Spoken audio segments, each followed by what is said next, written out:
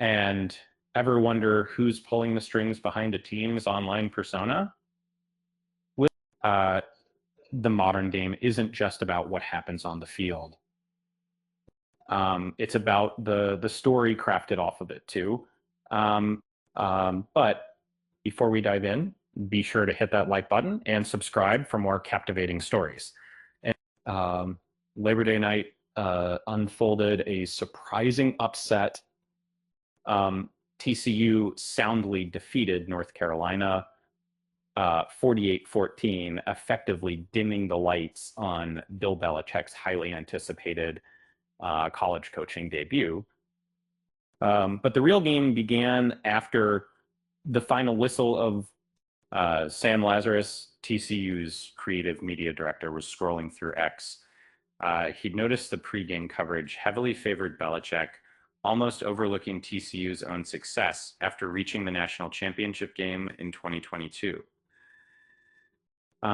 He was, as he says, keeping receipts. And at 12:18 a.m., Lazarus fired off a quote tweet responding to a post calling for excitement over Belichick's debut. His reply, a simple "Babe, go back to sleep. The digital jabs had begun." He didn't stop there.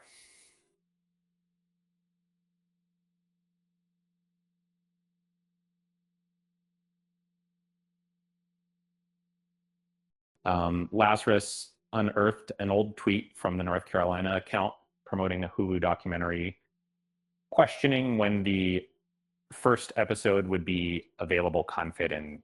A playful dig at a season already feeling over. A diff and a dismissive prediction followed, then a pointed observation about a rival quarterback struggling against a scheme designed by a former Belichick assistant. But he posed the question, what do we think Bill Belichick will do to the poor kid at TCU? TCU's Josh Hoover had other plans, throwing for 284 yards and 2 touchdowns. And Lazarus simply added, I guess we'll never know. These posts ignited the online sports world. Within hours, the at TCU football account's posts racked up nearly 225,000 likes and 11,000 reposts. And media outlets and were covering TCU's social media offensive as intently as the game itself. Even sports personality Pat McAfee acknowledged the clever trolling on his show, offering a praising clap. See whatever, remember, and not. It was a night of digital domination for TCU. Lazarus, a 32-year-old from Tulsa, credits an inherent ability to read a situation and understand the power of a well-timed response. He states he wasn't always the wisecracking type. And he's also quick to point out the misconception that social media is run by interns. Experienced professionals are steering the ship for most major teams. It's a critical role in today's sports landscape. Account TCU, with its smaller student body, understands the need to generate attention. Being bold and engaging online helps level the playing field in a competitive environment. Lazarus has built a career that barely existed a few years ago, honing his skills with several universities. His colleagues are essential in attracting revenue, sponsorships, and more for everyone involved.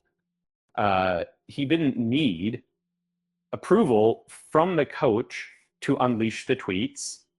a vote of confidence and trust allowed him to move freely. He knows where the boundaries lie after years of practice. Notably, the team wisely steered clear of commenting on Belichick's personal life. Some things are best left to outside commentary. Um, Despite his success, Lazarus insists that he's happy at TCU. He praises the synergy between the staff and administration. Uh, it's a place where he can excel. Uh, he acknowledges, however, that loyalty and offers can shift quickly in college sports.